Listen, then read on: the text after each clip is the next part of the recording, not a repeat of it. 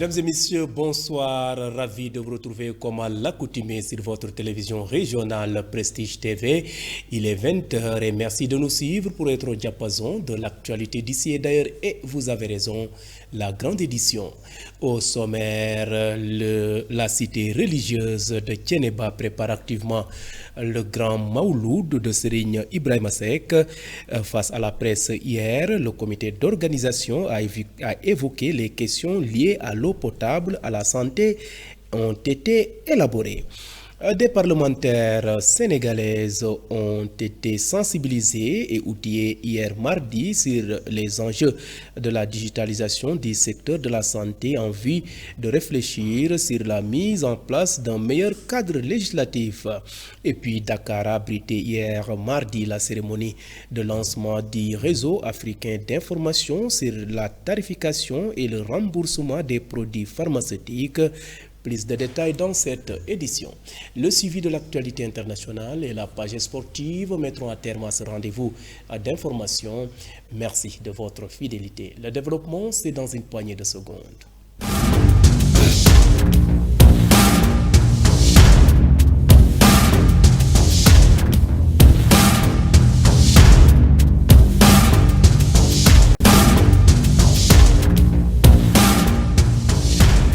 Bienvenue et merci de nous rester fidèles. Démarrons ce rendez-vous d'actualité dans l'arrondissement de Thiénaba en prélude au grand Mawloud de Serigne Ibrahima Seck prévu le samedi 10 mai prochain. La famille du guide religieux sous la houlette du Khalif Serigne Djibril Seck s'est réunie hier pour se pencher sur les préparatifs. À cet effet, le comité d'organisation du grand Mawloud de Serigne Ibrahima Seck, avec à sa tête le président Cheikhou Ndiaye, est revenu sur les besoins liés à l'organisation de cet événement religieux. Suivons ses propos au micro de notre reporter Moussa Mbaye. Dans cette rencontre, nous avons discuté de la préparation du Mawloud. Et comme vous le savez, nous avions déjà organisé un comité local de développement organisé par monsieur le sous-préfet de Thiénaba, et nous nous acheminons également vers l'organisation d'un comité départemental de développement qui sera organisé par monsieur le préfet du département de Thiès. Alors, nous sommes revenus sur les besoins par rapport à ce Mawloud-là, parce que qui réunit une population, j'allais dire, doit avoir un certain nombre de besoins, n'est-ce pas, à mettre sur la table. Nous en avons discuté. Il s'agit notamment, comme vous le savez, des questions relatives à l'accès à l'eau potable, mais également à la santé et l'accès à la sécurité, n'est-ce pas? Nous avons discuté également des questions d'hygiène et d'assainissement. En tout cas, nous avons discuté de tous les besoins, n'est-ce pas, dont le Mawloud aura durant son organisation.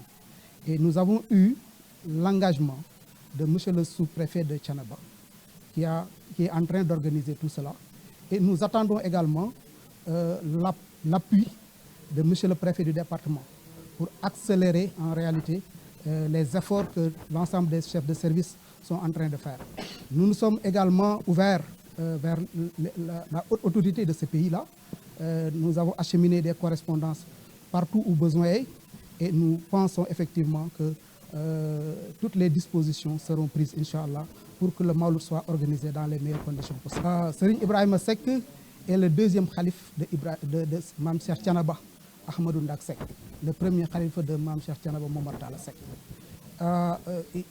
Il fut calife de Thiénaba de 1946 à 1973. Le contexte de 1946-73, vous le savez mieux que moi. Nous venons de sortir de la Deuxième Guerre mondiale, 1939-45, mais également c'est la période post-indépendance.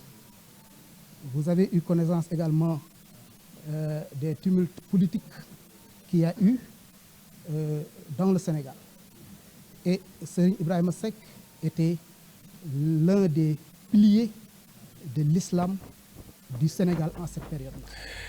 À l'instant, c'était donc Cheikhou Ndiaye, le président du comité d'organisation du Mawloud dédié à Serigne Djibril Seck. Il a profité aussi de cette occasion pour revenir sur le parcours du Saint-Homme. Vous suivez le rendez-vous de l'actualité grâce à votre nouvelle chaîne de radio Prestige FM qui émet en modulation de fréquence sur les 95.5 FM ici à Thiès. Et parlons santé dans cette édition Cap Maintenant dans la capitale sénégalaise Dakar où des parlementaires sénégalais ont été sensibilisés et outillés hier mardi sur les enjeux de la digitalisation du secteur de la santé en vue de réfléchir sur la mise en place d'un meilleur cadre législatif. Au cours d'une session de formation à l'initiative de la commission santé de l'Assemblée nationale, plusieurs députés ont plaidé pour l'accélération de la politique de digitalisation du secteur de la santé au Sénégal. Honorable Khadissar, la présidente de la commission santé à l'Assemblée nationale, se réjouit de ces journées de capacitation. Suivons sa réaction au terme de cette rencontre.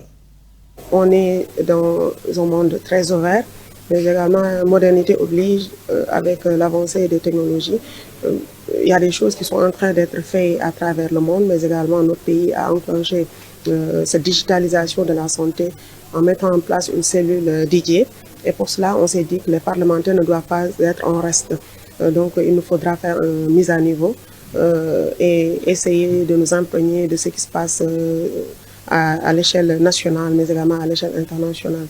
Et pour cela, je pense que les parlementaires que nous sommes ont un rôle extrêmement important dans l'encadrement des lois qui vont être prises plutôt par soit l'exécutif à travers des projets de loi, mais également nous autres parlementaires, nous pouvons prendre des lois.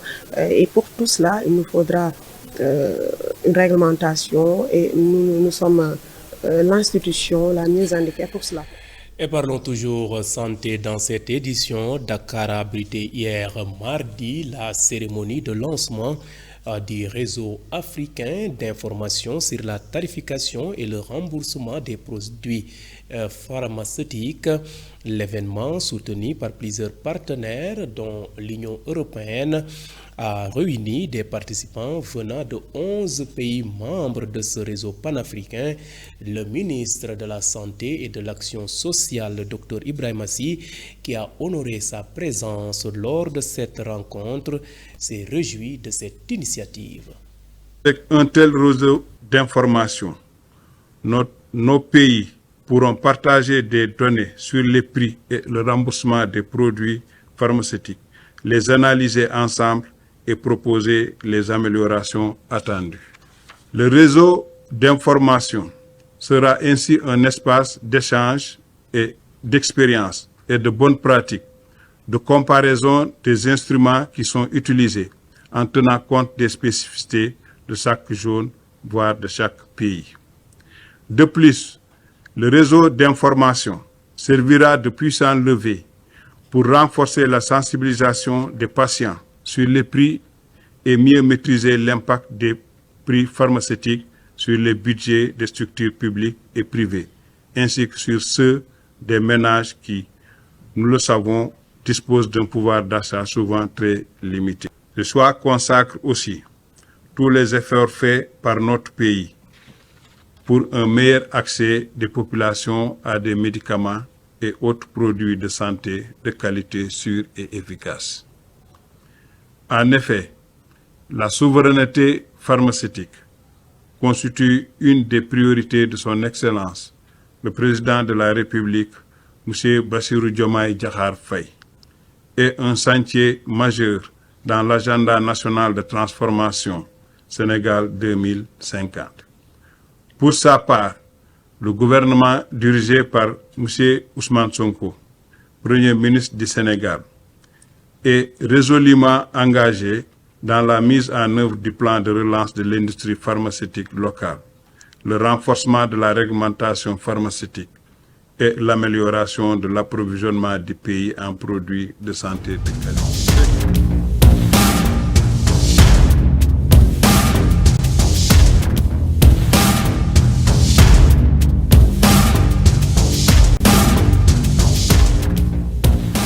Et à présent, jetons un regard sur ce qui fait l'essentiel de l'actualité nationale de ce mercredi 23 avril 2025.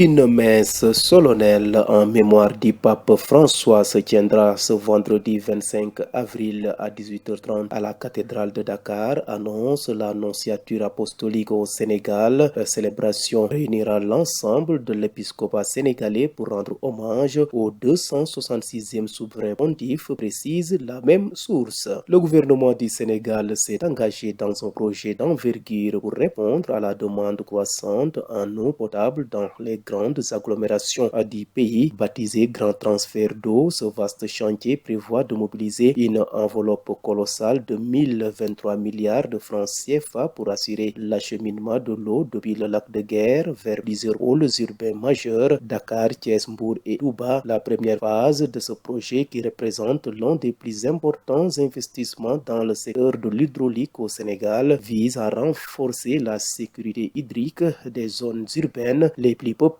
Selon les autorités, cette étape initiale devait être livrée d'ici 2029. Et terminons par les membres du secrétariat exécutif national du Parti socialiste. Ces membres se réuniront ce jeudi 24 avril 2025 à la maison du parti Léopold Sédar Senghor pour prendre part à une importante réunion. Le secrétaire général national Aminata Mbengue Ndiaye informe ses camarades que l'ordre du jour de cette 101e séance du secrétaire exécutif national porte sur la vie du parti, travaux préparatoires de la rentrée solennelle de l'école du parti et prévision de relance des activités du parti, ainsi que la vie politique nationale et les questions d'actualité.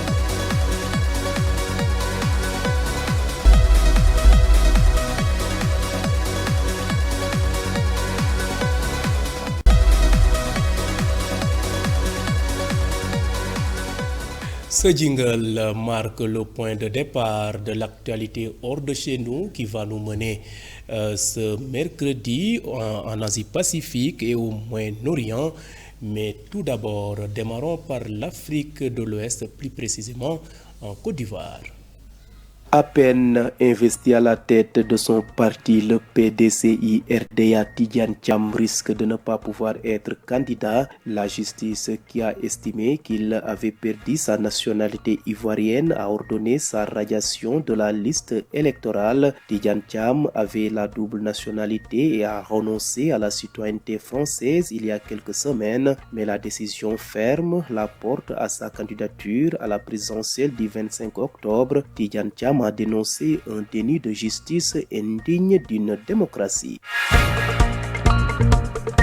Quittons l'Afrique de l'Ouest pour le Moyen-Orient où le président palestinien Mahmoud Abbas a appelé aujourd'hui mercredi 23 avril le Hamas à libérer les derniers otages retenus à Gaza où les frappes israéliennes ont fait 25 morts selon les secours, laissant des corps calcinés et des victimes ensevelies sous les décombres. Rompant une trêve de 2 mois, Israël a repris le 18 mars son offensive sur le territoire palestinien, affirmant vouloir contraindre le mouvement islamiste à libérer les otages qu'il retient depuis l'attaque du 7 octobre 2023. Le président palestinien a affirmé depuis Ramallah en Cisjordanie occupée que le Hamas avait fourni à Israël des prétextes pour commettre des crimes dans la bande de Gaza, le plus grand de ces prétextes étant la détention d'otages. Bouclons rapide survol de l'actualité internationale en Asie-Pacifique. Au moins 26 personnes ont été tuées hier mardi 22 avril au Cachemire indien lorsque des hommes armés ont ouvert le feu sur un groupe de touristes dans cette région où sévit une insurrection, ont annoncé à l'AFP des responsables des services de sécurité locaux. Le premier ministre indien Narendra Modi, qui a décourté le voyage qu'il effectue en Arabie Saoudite pour entrer dans son pays, a dénoncé un acte odieux promettant que ces acteurs seraient traduits en justice. À peine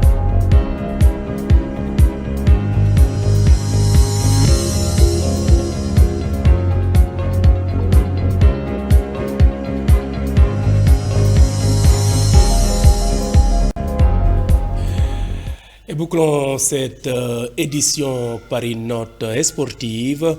Le comité exécutif de la Fédération sénégalaise de football était en réunion ce mercredi Divers points ont été élaborés, nous dit Ismaïla Sarr.